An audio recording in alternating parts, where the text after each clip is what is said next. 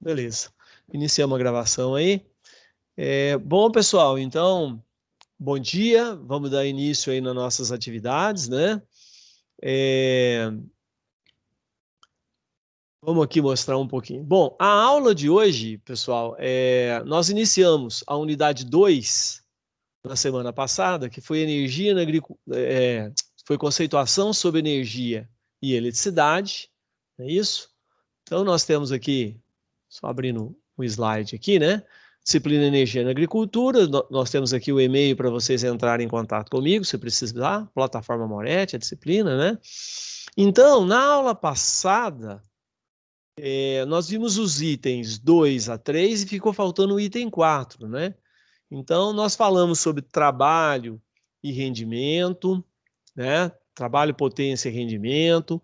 Então, conceituamos o que é trabalho elétrico, potência, né?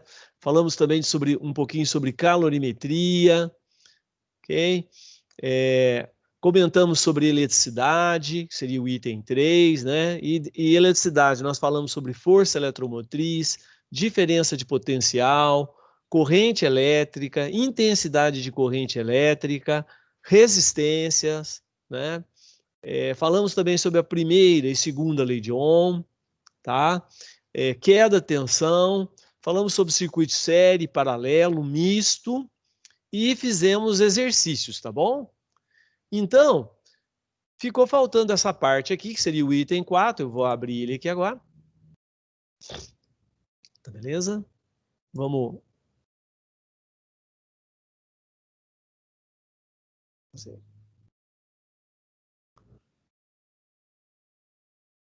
Joia. Muito bem. Então, pessoal, nós vamos falar no item 4 aqui sobre características elétricas dos circuitos, tá? Por que nós vamos falar sobre essa característica? Porque o que nós vamos falar aqui, nós vamos tratar de uma unidade que fala sobre motores, nós vamos falar sobre uma unidade que fala sobre geradores e transformadores, e essas unidades, nós temos bobinas lá. No segundo grau e um pouco lá na física, vocês trabalharam muito com resistência. Mas agora, quando a gente começa a falar de motores, nós temos bobinas e nós temos capacitores também, né? Então, num circuito, nós temos os tipos de cargas que nós podemos ter no circuito, né? É a carga-resistência, essa é a forma que nós representamos uma resistência, e essa resistência, então, ela pode ser representada aqui, é uma resistência de chuveiro, né? Aqui também é uma resistência, que pode ser aí de um banho-maria, né? De uma estufa, ok? Quando eu tenho uma bobina, essa bobina, então, ela é representada, a bobina de um motor, de um transformador, ela é representada dessa forma, né? E aqui, então, esse símbolo significa isso, esse símbolo significa isso. Aqui nós temos uma bobina dentro aqui de um circuito eletrônico. E aqui nós representamos um capacitor. O capacitor ele pode ser pequenininho, como um capacitor de um circuito eletrônico, mas o capacitor também pode ser grande. Ele pode ser maior, como é o que nós vamos ver nas aulas de hoje. Tá bom? Então, vejam bem, esses tipos de cargas aqui, elas podem estar associados em circuitos, né? E aí é que surge, né, esse problema que a gente precisa corrigir ele, ou precisa ter o conhecimento sobre ele. Quando eu trabalho só com resistência, só com resistência, o jeito de resolver os exercícios é parecido ou igual ao que nós fizemos na aula passada. Só que quando eu coloco bobina e coloco capacitor no meu circuito, altera a forma como eu corrijo. Vamos dizer assim, o que nós vimos na aula passada é um caso particular do que nós vamos ver hoje. Hoje nós vamos ver a forma de corrigir com todos esses tipos de cargas. Na aula passada, nós realizamos exercícios apenas contendo cargas resistivas, tá certo? Bom, então vamos delimitar o nosso problema, né? Vamos lá. Nós podemos ter circuitos de corrente alternada e circuitos de corrente contínua. Nos circuitos de corrente contínua, Aqui está a corrente contínua, que pode ser de uma bateria e pode também ser um dínamo. Aqui um dínamo simples, né? Só com um computador, né? Aqui com mais computação. Então, se a corrente é contínua, tanto faz. Eu posso ter resistência, bobina e posso ter capacitor. A forma de resolver é a mesma. Então, vamos dar um exemplo aí. O Jason, ele tem um circuito lá, um circuito em série, tá? Ele tem um circuito em série e ele tem a resistência, tem bobina e tem capacitor. E ele quer achar a resistência equivalente desse circuito. Ora, como é que ele faz? Ele vai lá e soma. Ele soma a resistência do resistor, soma a resistência do indutor, soma a resistência do capacitor e ele acha a resistência equivalente. Aí vocês me perguntam, mas por quê? Quando é corrente alternada é diferente? Sim, é diferente. E é isso que nós vamos ver. Tá bom? Então, se o circuito é de corrente contínua, não há problema, vamos resolver os exercícios como nós vimos na aula passada, sem problema algum, né? Aplica lá a primeira lei de Ohm, segunda lei de Ohm, as características do circuito série, paralelo, misto, não há problema nenhum. Bom, vamos para uma segunda delimitação. Vamos imaginar agora que eu tenho um circuito de corrente alternada contendo somente resistência, que é o caso do que nós vimos na aula passada, certo? Quando eu tenho um circuito que eu só tenho resistência, né? O que acontece? A forma de resolver é daquele jeito. Aqui embaixo, né, não tem só resistência, ó, tem bobina, tem capão. Vamos imaginar que eu só tivesse resistência aqui. Novamente, eu quero achar a resistência equivalente. Lembra lá do exercício? Como é que nós fizemos? Nós somamos. Fizemos uma soma simples, né? E aí, para resolver, então, pessoal, quando eu tenho somente resistência, a forma de resolver segue o mesmo raciocínio que nós usamos na aula passada, né? E resolvemos lá os exercícios, tá bom? Então, beleza. Vamos agora para a nossa terceira delimitação. Seria um circuito de corrente alternada contendo cargas resistivas, indutivas e capacitivas, que seria exatamente esse desenho que está aqui, ó. Certo? Agora, eu quero achar a tensão equivalente, eu quero achar a resistência equivalente. Veja bem que no caso B aqui, eu somava as resistências, mas agora, como a corrente é alternada, eu não posso fazer isso. Eu não posso fazer isso mais. Dá erro, tá? E aqui também. Opa, mas então como é que resolve isso? Bom, então vamos tentar explicar primeiro. Por que não dá igual? Né? Porque se eu tiver aqui indutância, resistência e capacitância, se eu somar essas três resistências, por que não dá igual? Né? Por que não dá certo? Nós vamos explicar isso. E depois nós vamos explicar como calcular isso. Tá certo? Então vamos lá. Então vejam bem,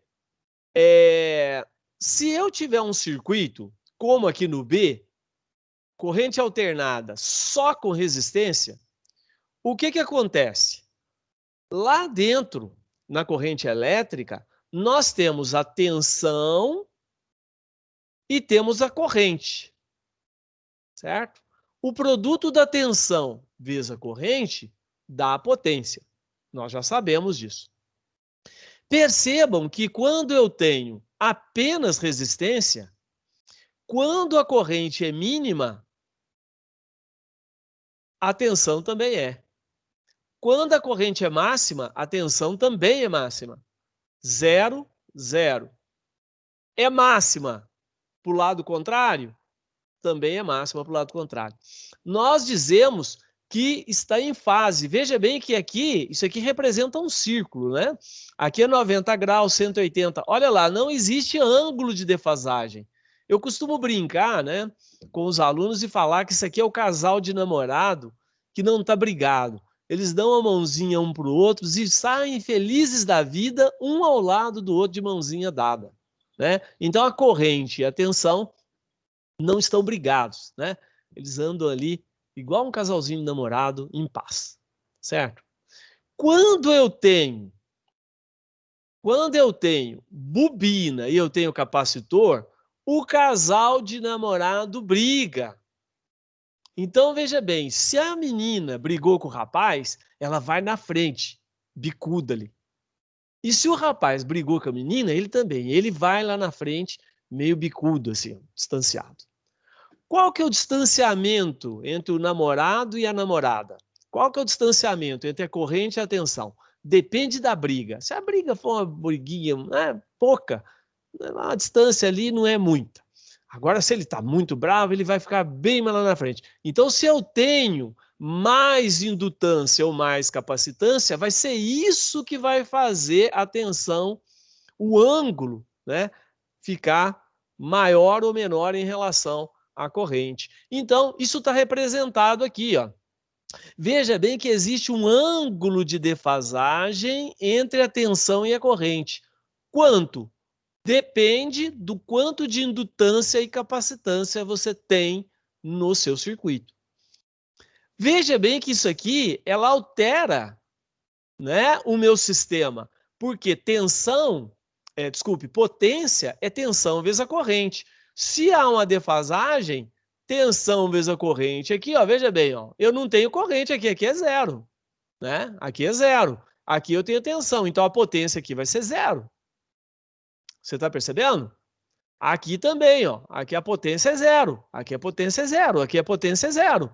Você alterou a sua curva. Aqui a curva da potência também estava em fase. Certinho com isso aqui. Agora aqui não, ela vai passar num lugar diferente. Tá bom? Eu altero o valor da potência. E isso tem uma série de implicações. E é isso que nós vamos ver. Bom, então para tentar solucionar esse problema, eu não quero resolver ele, porque aqui é função seno e cosseno. Eu teria que fazer uma revisão de função seno, cosseno, para a gente trabalhar com isso. Mas não é o meu interesse. Eu pretendo trabalhar com vocês do jeito mais fácil que tem, que é da forma vetorial. Bom, e para trabalhar da forma vetorial, eu vou fazer um estudo de caso aqui, eu vou colocar 3 casos, onde eu vou considerar um circuito resistivo puro, ou seja, ele só tem resistência. Eu vou considerar um circuito indutivo puro, ou seja, ele só tem indutância. Na verdade, isso aqui não existe, né? Porque não tem como eu ter apenas indutância. Para fazer uma bobina, eu preciso de fio de cobre. E para fazer a bobina com fio de cobre, esse fio tem resistência. Resistência ohmica, né? Resistência de uma resistência mesmo. Então, não tem como. Mas nós vamos esquecer disso, nós vamos imaginar que exista bobina, só tem reatância indutiva. E aqui também nós vamos colocar um capacitor que não tem resistência de resistor, ele só tem reatância capacitiva, que é a resistência do capacitor. E aqui reatância indutiva. Bom, então, a representação fasorial para isso é essa. O casal de namorado não está brigado, tensão e corrente estão juntas em fase, certo? E como é que eu represento algo que está em fase, que não existe defasagem, né? Não existe ângulo de defasagem. Olha, se não existe, eu vou representar isso por uma linha reta. Essa linha reta significa que existe zero de ângulo entre a tensão e a corrente. E eu vou apresentar esse vetor aqui, ele serve para representar a resistência do resistor, a tensão que está aplicada esse resistor ou esses resistores, e aqui é a corrente que resulta, né? Tá certo? Nesse circuito que tem essas resistências, ou essa resistência. Tudo bem? Podemos ir em frente? Vamos para agora o segundo caso, que seria um circuito contendo apenas indutor. Bom, o circuito que tem apenas indutor, eu tenho a resistência do indutor, causado pela bobina, existe um nome particular que chama reatância indutiva. Reatância indutiva é a resistência do indutor, tá? Para não confundir com essa, ok? Aqui é a tensão indutor com redutor. Como o circuito é indutivo puro, existe uma defasagem entre a tensão e a corrente, tá? De 90 graus. De 90 graus. E nós estamos vendo aqui, né? Nós estamos vendo aqui que a corrente está adiantada, né, em relação à tensão em 90 graus, né? Ok? Beleza? Olha aqui, atingiu zero aqui, essa veio depois. Bom, como está 90 graus defasados, como eu vou representar vetorialmente isso? Eu vou representar com uma seta para cima. Esse vetor, então, que faz 90 graus aqui, pode representar a resistência no meu indutor, que a gente chama de reatância indutiva, a tensão a qual está aplicada essa bobina, que seria a tensão no meu indutor, e aqui seria a corrente que estaria passando por dentro desse indutor. Tudo bem? Joia! Vamos para a nossa terceira situação. Na terceira situação, eu tenho o capacitor. O capacitor aqui ele tem a reatância capacitiva. A reatância capacitiva é a resistência que esse capacitor oferece. Geralmente coloca isso talvez para não confundir com essa. Essa aqui é a resistência do resistor. Tá bom? Bom, como o capacitor que está aqui é uma capacitância pura, existe 90 graus de defasagem entre a tensão e a corrente. Só que olha o detalhe aí. O capacitor, ele é o inverso do indutor.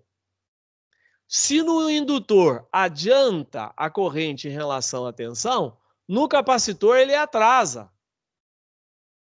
Estão vendo a utilidade?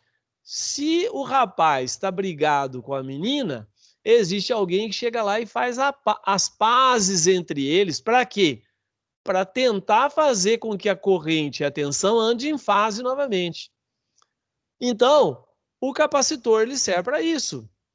Tá certo? Essa é uma das finalidades do capacitor. Ele acumula carga, né?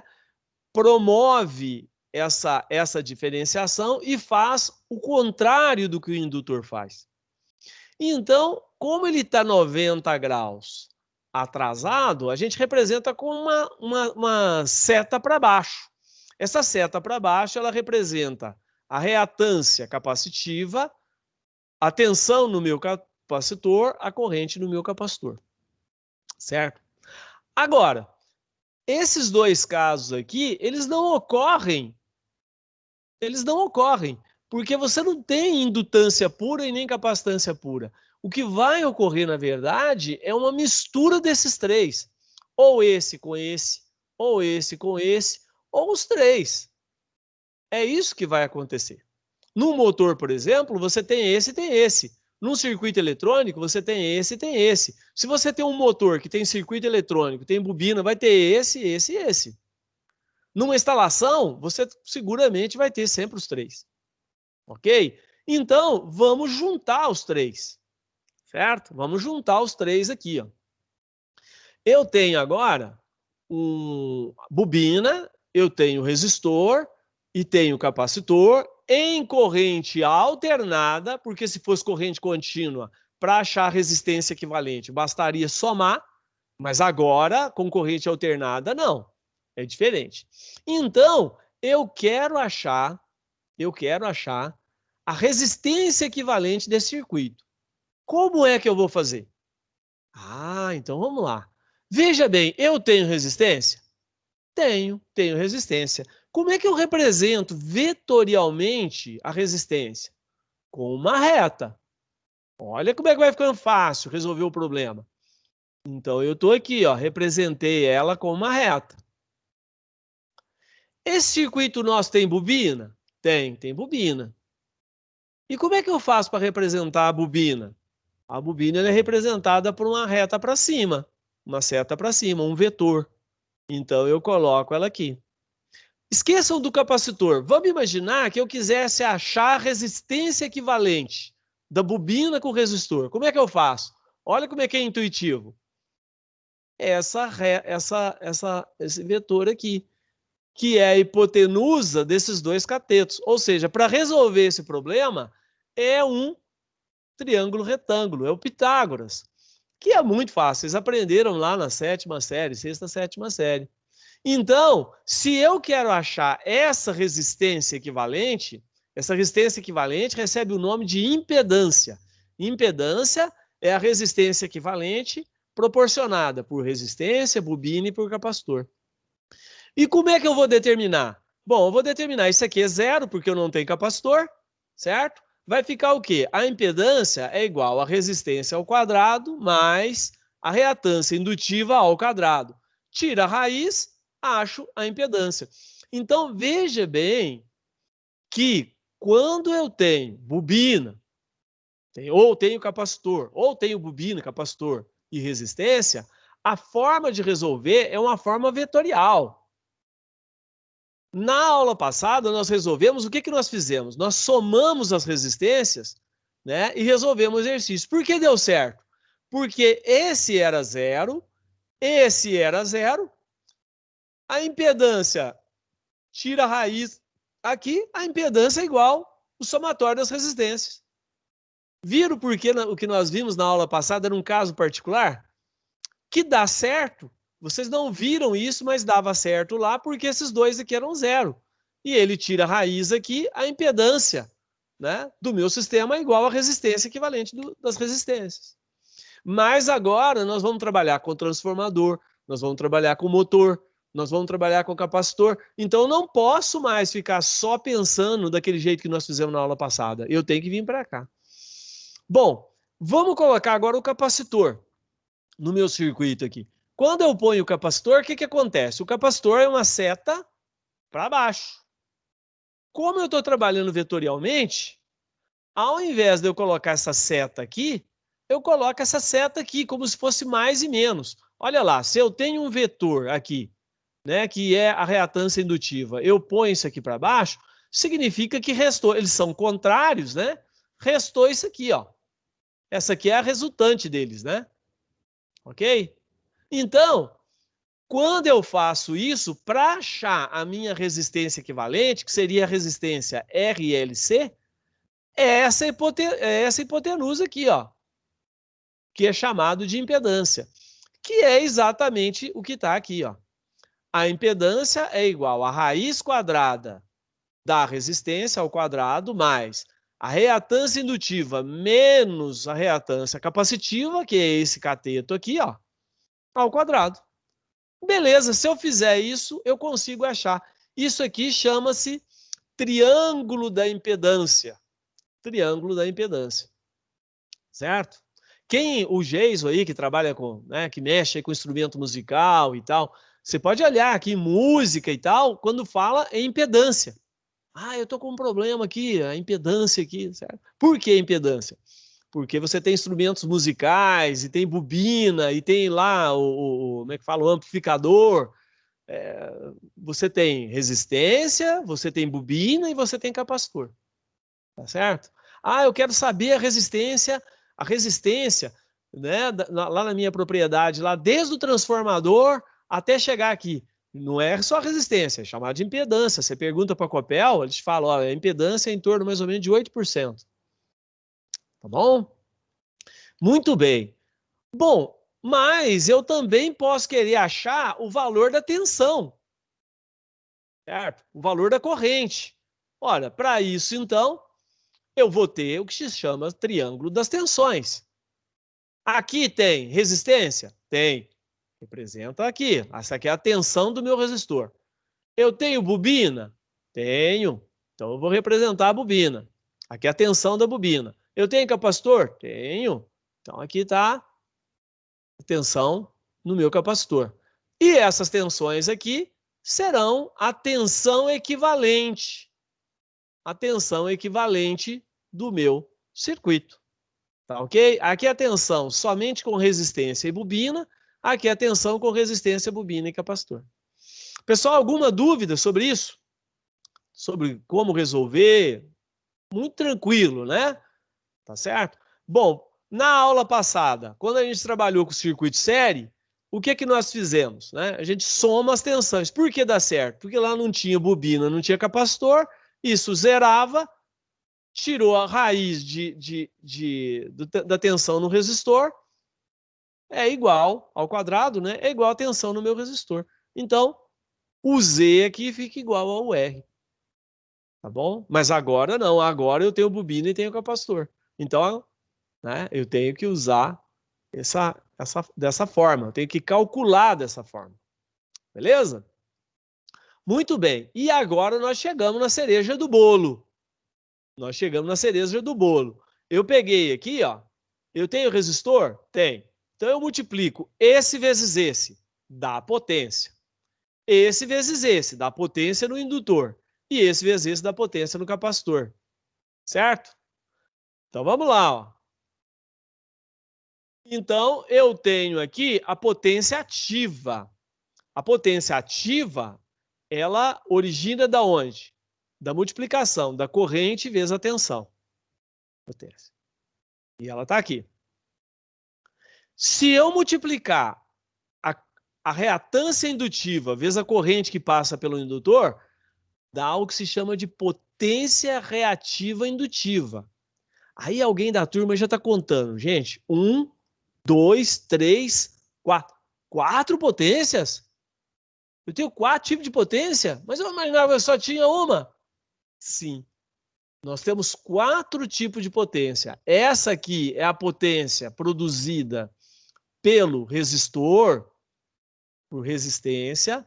Essa é a potência produzida pela bobina, que chama potência reativa indutiva. Essa é a potência produzida pelo capacitor, que chama potência reativa capacitiva. Essa aqui é medida em quilowatt. Essa aqui, ó, tá tudo aqui bonitinho, ó. Essa aqui é medida em kVAR, kilovolt ampere reativo. E essa aqui também medida em kVAR. Elas têm a mesma unidade. E essa potência aqui? Que potência que é essa aqui? Essa aqui é chamada de potência aparente. A medida dela é o kVA. Se alguém já comprou um transformador aí, não comprou o transformador em kilowatt, comprou o transformador em kVA. Mas por que essa unidade? É uma unidade kVA, né? É potência aparente, unidade de potência aparente. Ela é a resultante dessas 3 potências. Se eu não tiver capacitor, eu não tenho potência reativa capacitiva. Se eu não tiver indutor, eu não tenho potência reativa indutiva. Então, se eu não tiver bobina e capacitor, a minha potência aparente coincide, porque esse ângulo não vai existir, coincide a potência aparente com a potência ativa. Agora vamos falar o que cada uma dessas potências, não é isso? O que é a potência ativa? A potência ativa é a potência que realiza trabalho. É a potência, tá certo? Que pega a energia elétrica e transforma ela em trabalho. Pode transformar em calor, pode transformar, entendeu? Ela realiza trabalho. O que faz a potência reativa indutiva? Para que serve? Não serve para nada. Não serve para nada. Ela forma um campo magnético, fica sendo trocada ali entre a concessionária e o produtor e o equipamento, tá certo? E ela não serve para nada. E ela origina quando? Quando você tem bobina. Quando você tem bobina, ela aparece. Então você poderia, pô, mas se ela não precisa para nada, vamos tirar ela. Não tem jeito. Para você fazer um motor, você precisa de uma bobina. E ela vai estar lá. Se você for fazer um transformador, ela está lá. Vamos fazer uma analogia com a hidráulica.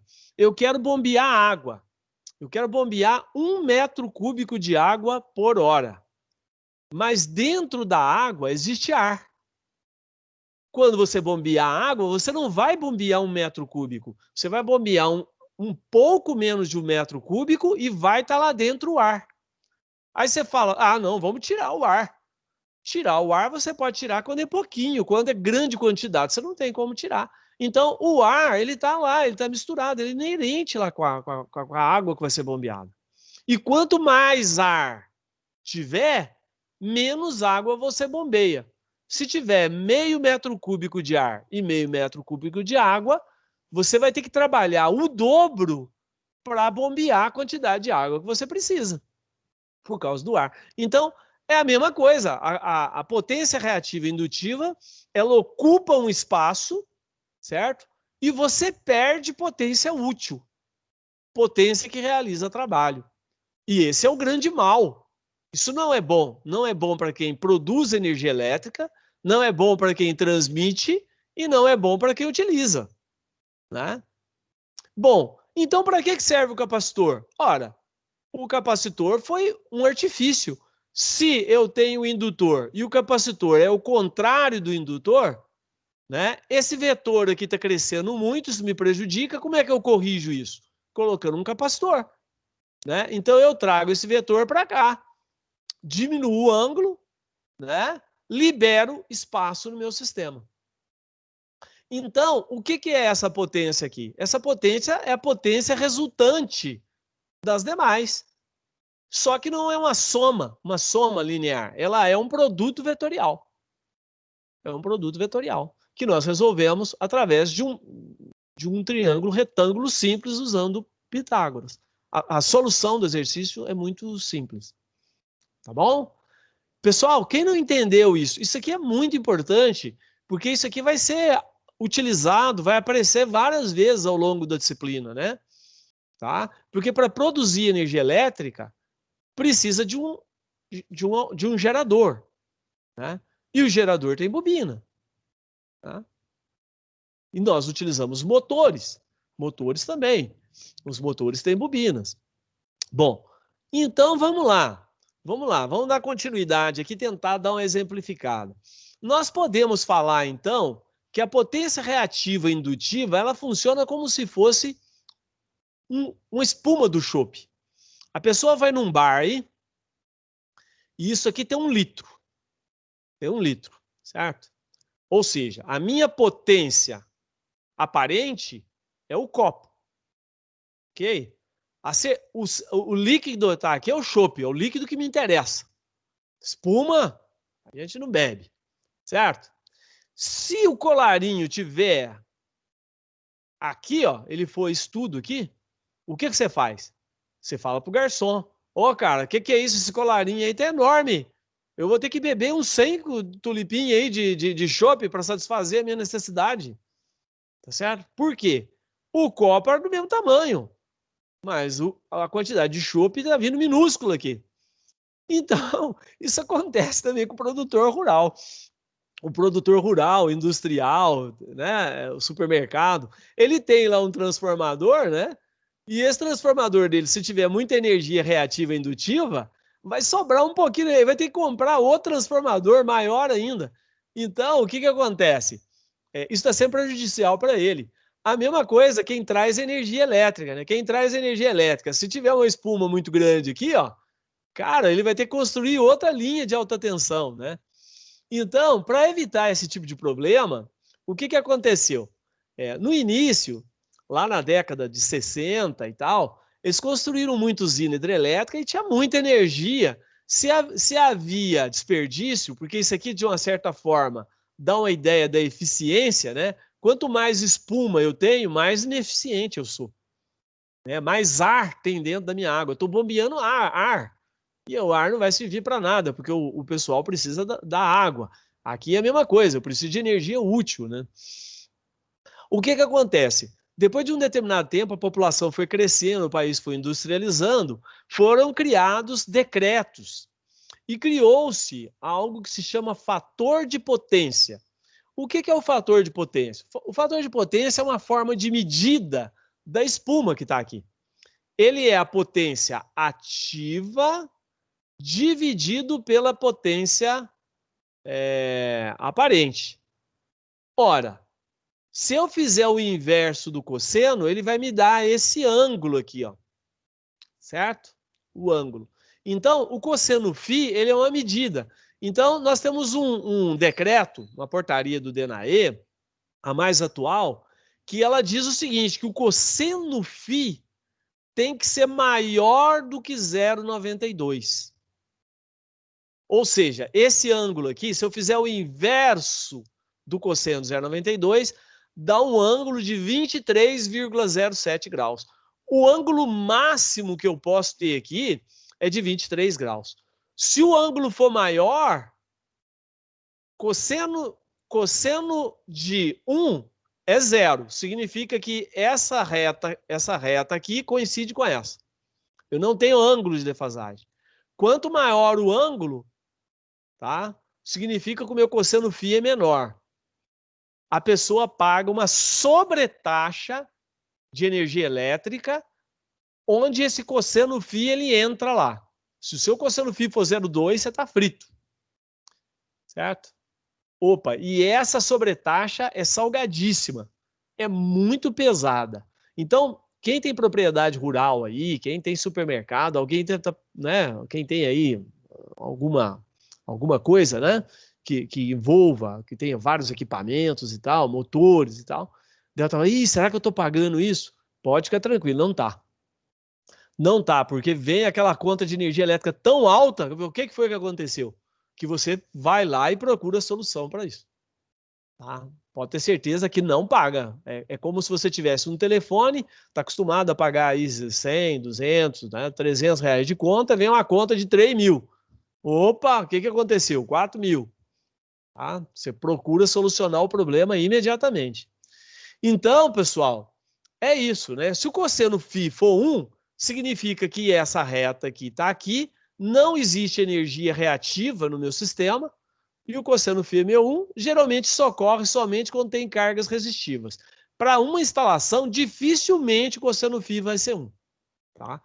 E se o cosseno φ for menor que 1, significa que eu tenho cargas resistivas, né? No meu circuito. Tá bom?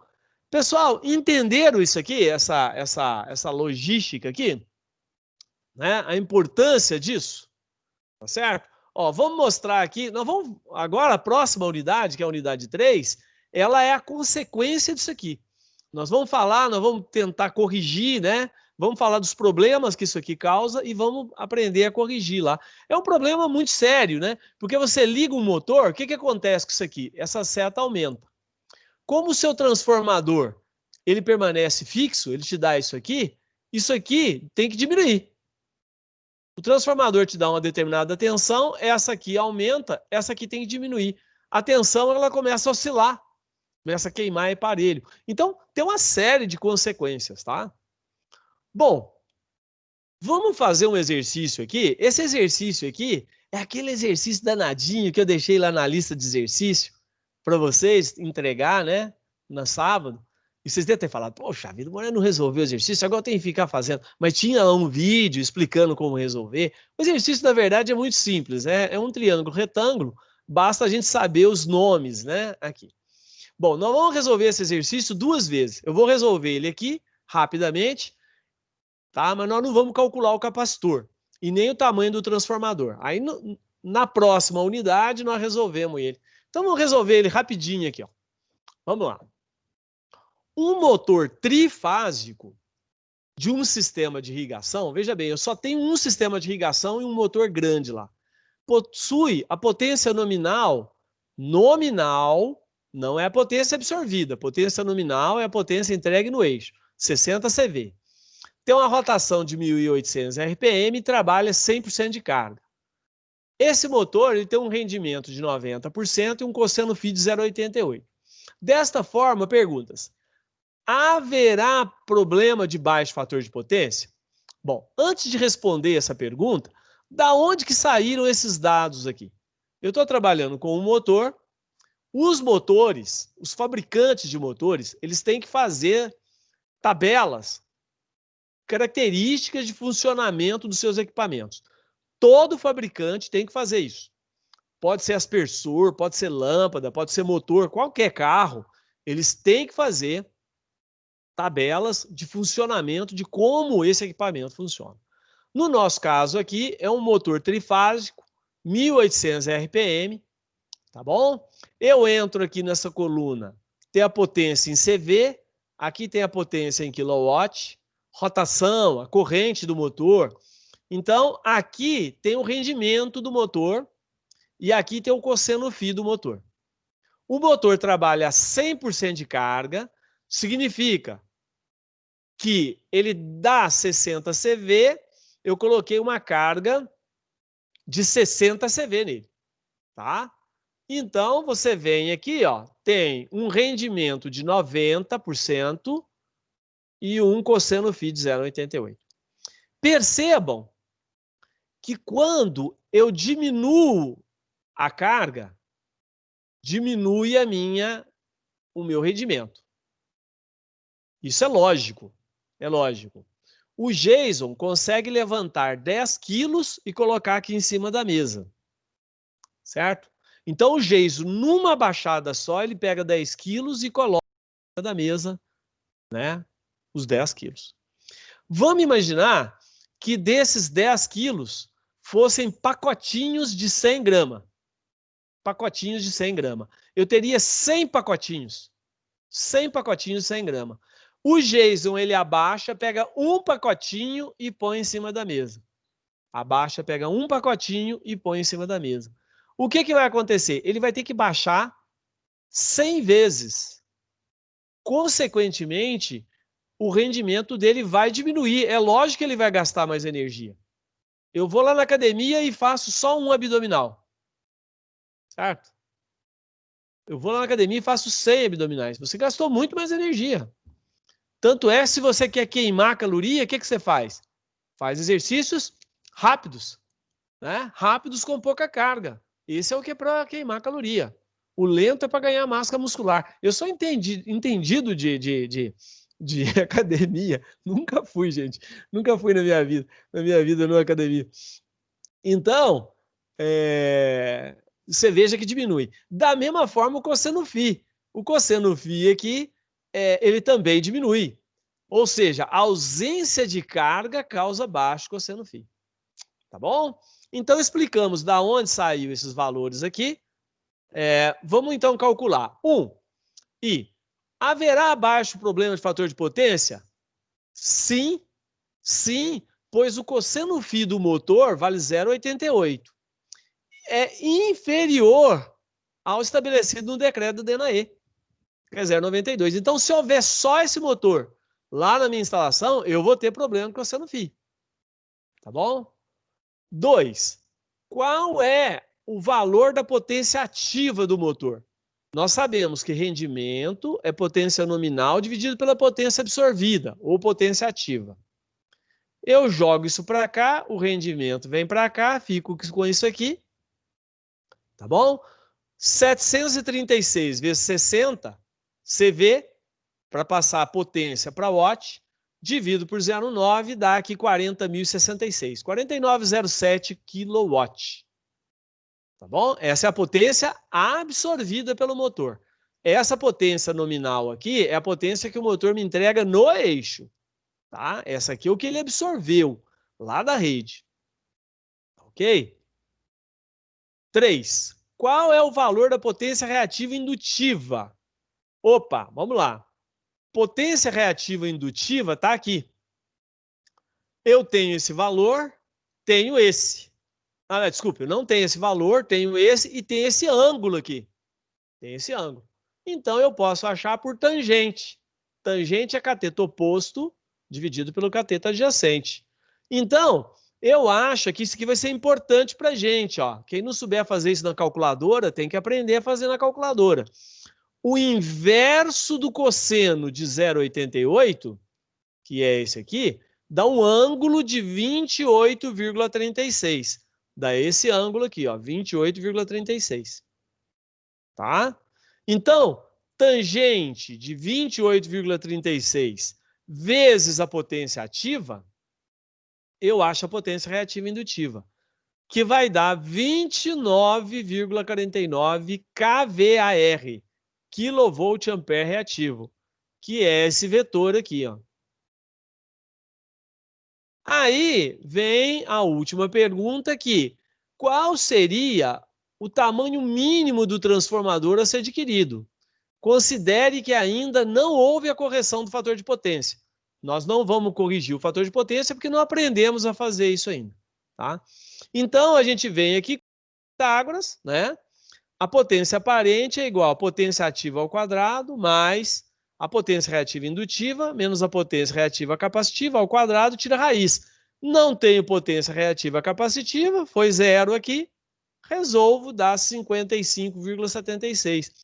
Esse é o tamanho mínimo do meu transformador. Veja bem que se não tivesse potência reativa indutiva, ou seja, eu tivesse apenas resistência, não tivesse bobina, porque essa bobina veio do motor. Vamos imaginar que eu tivesse apenas resistência.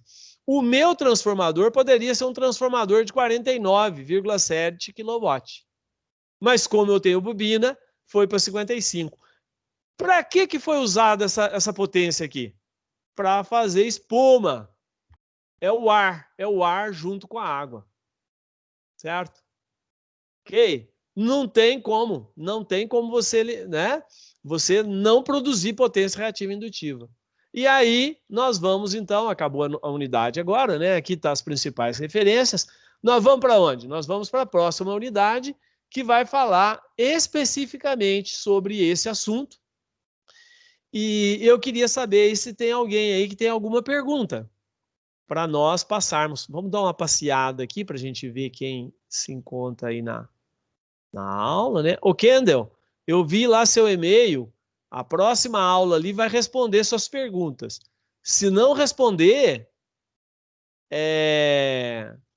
você dá um alô e eu volto novamente e a gente tira suas dúvidas, tá bom?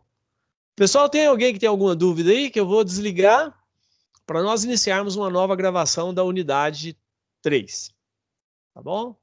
Posso desligar? Então eu vou desligar a reunião, parar a gravação.